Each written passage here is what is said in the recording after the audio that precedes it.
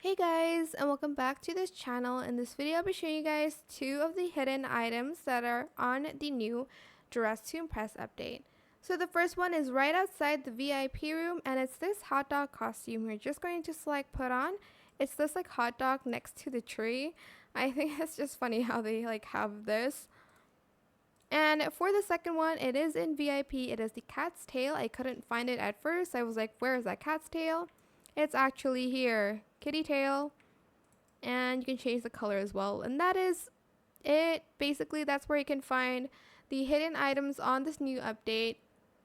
Hope it was helpful for you guys. And don't forget to like, comment, share, and also subscribe to this channel if you haven't done that already. If you have any more questions about this video, just leave it in the comment section down below. I will try my best to answer them all for you guys. If you found this video helpful, please click the thanks button as well. That is it for this video. Thank you so much for watching. Bye.